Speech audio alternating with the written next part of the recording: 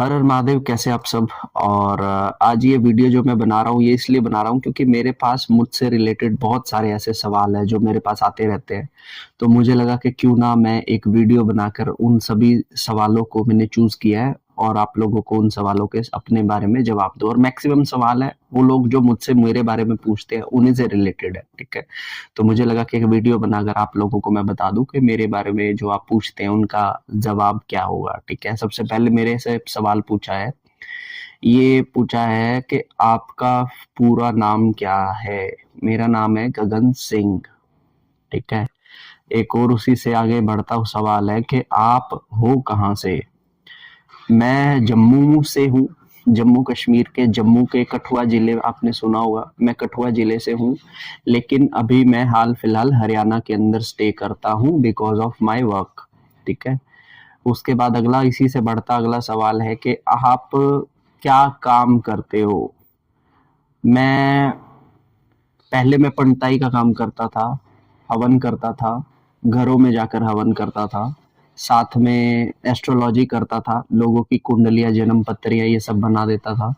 लेकिन अब फिर मैं उसके बाद साधनाएं करने लगा, साधनाएं ही करवाता हूँ, ठीक है। और सोशल मीडिया पे आने के बाद लोगों को नेगेटिविटी से रिलेटेड कोई प्रॉब्लम हो या शक्तिपात से रिलेटेड कोई प्रॉब्लम हो तो इस तरह की चीज़ों पर मैं वर्क करता हूँ। और लगभग मेरा 7-8 साल का एक्सपीरियंस हो चुका है इस लाइन के अंदर। और यही सब अब मेरा यही पर्टिकुलर काम है, इसके सिवा मेरा अलग से कोई काम नहीं है। ठीक है। उसके बाद एक अगला सवाल आता है कि आपकी एजुकेशन कितनी है। मैंने मास्टर डिग्री की है, मैंने एमबीए किया है मार्केटिंग और एचआर से। और मार्केटिंग एचआर से एमबीए करके मैंने जॉब भी की है, ऐसा नहीं है। मैं मुंबई में जो आपने एचडीएफसी हाउसिंग सुना होगा, मैं वहाँ पे जॉब कर चुका हूँ, ठीक है, एचडीएफसी बैंक के अंदर। और उसके बाद अगला सवाल है कि आपके गुरु कौन है। भाई मेरा जो कुल आता है, आप देखोगे कि हमारे गुरदासपुर एक जगह पे, पंजाब के अंदर एक जगह है गुरदासपुर, गुरदासपुर की एक जगह है पंडोरी धाम। आप लोग गूगल पे सर्च करोगे तो वहां की जितनी भी पीढ़ियां चलती आ रही हैं, गुरु के बाद गुरु, गुरु के बाद गुरु, वो हमारी गुरु पद्धति की पीढ़ियां है। उस गद्दी पे कोई भी बैठेगा वो हमारा स्वयं से ही गुरु लगता है, ठीक है। तो अब गुरु प्रथा के हिसाब से और मुगलों के टाइम से जो है हमारी गुरु गद्दियां चलती आई हैं। इस समय वहां पर जो है वो रघुबीर जी विराजित है, तो वो मेरे गुरु स्वरूप में है, ठीक है।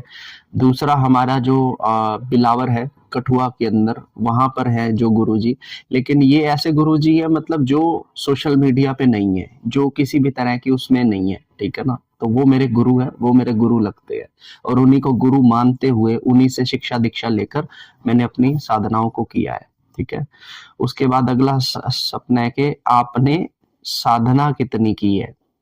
भाई साधनाएं करते हुए तो मुझे 5वीं क्लास में मैंने मुझे जहां तक ध्यान है 5वीं क्लास से मैंने व्रत रखने शुरू कर दिए थे। और वो व्रत अब तक रखता आ रहा हूं मैं।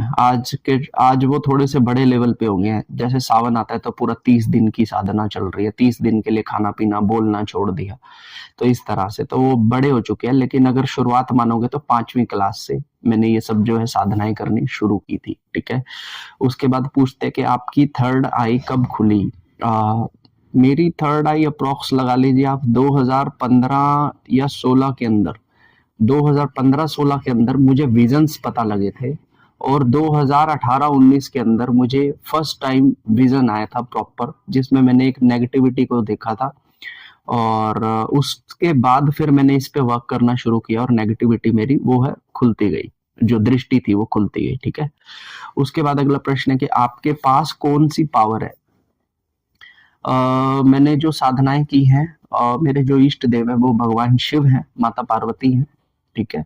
और भगवान शिव और माता पार्वती के थ्रू मैं प्रभु श्री रामचंद्र जी, हनुमान चंद्र जी की साधना सिद्धि कर चुका हूँ। मैं माँ शेरा वाली माता, माता वैष्णो, इनकी भी साधना सिद्धि कर चुका हूँ। मेरी कुल देवी है, मैं उनकी भी साधना सिद्धि कर चुका हूँ। और इसके सिवा मेरी साधनाएं जो है वो चलती रहती है निरंतर, ठीक है। तो अगर मेन रूप में आप मेरे देखेंगे तो मैं भैरव जी जो है ना, भैरव जी, हनुमान जी और माता काली, ये मुख्य रूप से मेरे पास रहते हैं। ठीक है। और यही पावर्स हैं, इन्हीं के थ्रू जो है सारे काम होते हैं लगभग, ठीक है। अगला एक प्रश्न है कि आप कितने घंटे जाप करते हो। ये वैसे बड़ा ये एक इंटरेस्टिंग प्रश्न है कि आप कितने घंटे जाप करते हो। सच बात बोलूं तो मैं पूरा दिन ही जाप करता हूँ एक तरह से, क्योंकि जिस समय पर जैसे मैं सुबह उठता हूँ, सुबह उठने के बाद जो भी मेरा नित्यक्रम रहता है, उसके बाद नहा धोकर पहले जाप ही शुरू होता है। फिर उसके बाद मेरा जो है खाना होता है ना, ब्रेकफास्ट लंच मेरा एक ही टाइम पे होता है। फिर वो ब्रेकफास्ट लंच करने के बाद फिर मैं अपने काम में लग जाता हूँ, तो उसमें भी मुझे जाप करना पड़ता है। कंसल्टेशंस होती है, उसमें भी मेरा जाप निरंतर चलता है। हवन होता है तो उसमें भी मेरा जाप निरंतर चलता है। इवनिंग के अंदर जो लोग अब्रॉड में रहते हैं उनकी कंसल्टेशन चलती है, अमेरिका है, ऑस्ट्रेलिया है ना, तो वो लोग इवनिंग में अवेलेबल होते हैं। तो उसके बाद फिर शाम को मेरी पूजा का समय हो जाता है, फिर जाप चलता है, और रात को सोने से पहले मैं जाप करते हुए ही सो जाता हूँ। तो जाप अगर आप मेरा देखेंगे तो निरंतर जो है मेरा जाप है ना, वो चलता ही रहता है, रुकता नहीं है, ठीक है।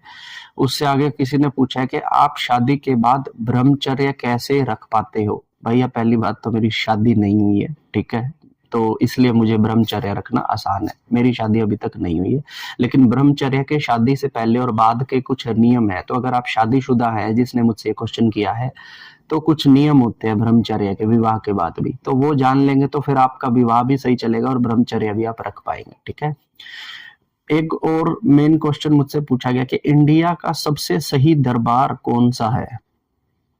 अब देखो, वैसे तो इंटरनेट पर देख लो या फिर कहीं पर भी देख लो, बहुत सारे दरबार हो गए हैं आजकल तो, ठीक है ना। पहले जो चीज इस तरह से नहीं थी, हर गली कुछ के अंदर कोई ना कोई चौकी लगती थी, सब कुछ लगता था, अब वो दरबार हो चुके हैं। और अगर तुम मुझसे पूछो तो दरबारों पर जिस काम के लिए आप जा रहे हो, वो काम तो आपका बड़े बड़े ज्योतिर्लिंग भी कर सकते हैं, शक्तिपीठ है 51, उनमें से कोई भी शक्तिपीठ कर सकता है, बस आपको प्रोसेस सही पता होना चाहिए। और अगर आप कोई ऐसी जगह कहो कि वही बहुत बहुत अच्छा दरबार, तो मैं आपको कैंची धाम जो है वो मुझे सबसे बेस्ट लगता है, क्योंकि वहां की एनर्जी आपको रिफ्रेश कर देती है, ठीक है ना। और मैंने उसको ऑब्जर्व किया है, मैंने बहुत चीजें मतलब एक रिलैक्सेशन पाया मैंने कैंची धाम के वहां से।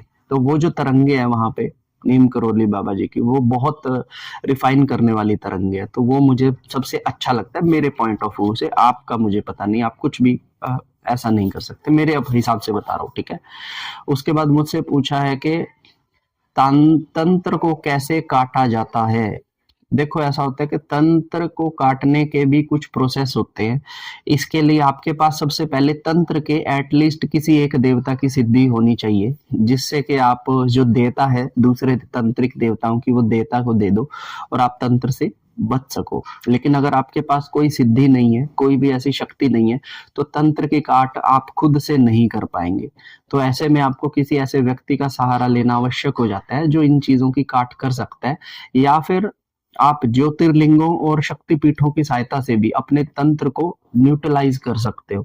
ये एक प्रॉपर विधि है, जो मैं कभी वीडियो को कभी बनाऊंगा तो इस पे आप लोगों को वो पूरी विधि मैं बताऊंगा, ठीक है। उसके बाद मुझसे पूछा है कि क्या आपको हाजिरी आती है। देखो भैया ऐसा होता है, हाजिरी जो होती है, हाजिरी होती है भूतों प्रेतों की, देवता कभी हाजिरी नहीं लेते, ठीक है। देवताओं की एक तरंग आती है जब हमारे ऊपर, तो हमारे शरीरों में कंपन होता है, ठीक है। बहुत सारे लोग आपने देखे होंगे कंपन करते हुए। आप जब साधना करते हो, मंत्र जाप करते हो, तो कंपन आपको भी होते होंगे, ठीक है। लेकिन वो हाजिरी नहीं होती। हाजिरी जहां पर देवता आ रहा है, खेल रहा है, चीजें मांग रहा है, भैया वो भूत प्रेतों का स्वरूप है। और जहां पे एक्चुअल में देवी आ रही है, जो शक्ति आ रही है, वो हमेशा आएगी और आपके काम बनवाएगी, भार नहीं डालेगी आपके ऊपर, आपसे इस तरह से चीजों की डिमांड नहीं करेगी, ठीक है। मेरी अगर आप बात करो तो मैं किसी देवता की हाजिरी नहीं लेता। कंपन मुझे होते हैं, देवताओं की तरंगे जब मुझ पर आती है तो कंपन मेरे ऊपर भी होते हैं, और उन कंपनों को मैं अपने जप तप और साधना के माध्यम से सूक्ष्म करता रहता हूँ। आपने देखा होगा कि जब मैं किसी की पूछा देता हूँ तो मेरा सर नहीं घूमता, सिंपल एक हल्की सी वाइब्रेशन हो सकता है, आप लोग मेरे सर के धड़ में जो है थोड़ा सा फील करो, अदरवाइज कुछ भी नहीं, ठीक है। अगला क्वेश्चन है कि क्या हाजिरी रियल होती है। भाई हाजिरी रियल होती है, बस फर्क इतना है कि पॉजिटिव हो सकती है, नेगेटिव हो सकती है। नेगेटिव होगी तो खेल कर पूरे तरीके से आएगी और उल्टी सीधी बातें करेगी, लेकिन अगर पॉजिटिव होगी तो जल्दी से बोलेगी नहीं। अगर पॉजिटिव एनर्जी होगी तो जल्दी से बात नहीं करेगी, कंपन देगी, शरीर करेगी, सर हिलाएगी, कंपन देती रहेगी, वाइब्रेशंस रहेंगे व्यक्ति को, लेकिन मुंह से शब्द नहीं निकलेंगे क्योंकि पॉजिटिविटी भी होती है। ठीक है। और उसके बाद एक लास्ट क्वेश्चन है कि क्या आप एक तांत्रिक हैं? पहली बात तो जिस कॉन्टेक्स्ट में आपने ये पूछा है मैं वो समझ गया, लेकिन इस तरह से तांत्रिक आप किसी को नहीं कह सकते। मैं साधक ही हूँ, मैं साधनाएं करने वाला, मैं साधक हूँ। ठीक है। हाँ, तंत्र विद्याएं कैसे होती हैं, इन्हें कैसे एक्टिवेट और डीएक्टिवेट किया जाता है, तो मैं तंत्र के बारे में नॉलेज रखता हूँ, परंतु मैं कोई तांत्रिक नहीं हूँ, मैं साधक हूँ। मैंने साधनाएं ही की है, मैं साधनाएं ही करवाता हूँ। मेरा सारा बल मेरी साधनाओं से ही अर्जित किया हुआ है और मैं लोगों को भी साधना के लिए ही प्रेरित करता हूँ। तो आप मुझे तांत्रिक नहीं कह सकते क्योंकि जिस कॉन्टेक्स्ट में आपने कहा है मुझे। ठीक है। पर हाँ, तंत्र के बारे में बहुत सारी चीजें, गुप्त ज्ञान मेरे पास है और क्या देना है क्या नहीं देना मैं ये भी जानता हूँ अच्छे तरीके से। तो साधक हूं मैं, तांत्रिक नहीं हूँ। तो ये कुछ मोटे मोटे प्रश्न हैं जो आप लोग मुझसे पूछते रहते हैं कि हमें आपके बारे में बताइए, और मुझे लगा कि एक वीडियो बनाकर आप लोगों को मैं इसके बारे में बताऊं। तो अगर आपका मेरा से कोई भी प्रश्न है या फिर आप अगर एक साधक है तो आप सबसे पहले मुझसे कंसल्टेशन ले सकते हैं अपनी साधनाओं के बारे में, जप शक्ति के बारे में, जप तप के बारे में, नेगेटिव ऊर्जाओं के बारे में। और अगर आप एक साधक हैं तो आप, मेरा एक ग्रुप है इंस्टाग्राम के ऊपर, आप उसे ज्वाइन कर सकते हैं ताकि भविष्य के अंदर मेरी कंसल्टेशन और मेरी सहायता से आप लोगों की साधनाएं भी प्रखर सफलता को प्राप्त करें। अगर कैसी लगी आपको मेरी ये प्रश्नोत्तरी, आप मुझे कमेंट कर कर बताइएगा। वीडियो अच्छी लगी तो इसे लाइक कीजिएगा, अपने दोस्तों के साथ इसे शेयर कीजिएगा, और चैनल पर पहली बार आए हो तो इसे शेयर कीजिएगा। तब तक के लिए हर हर महादेव, जय माता दी।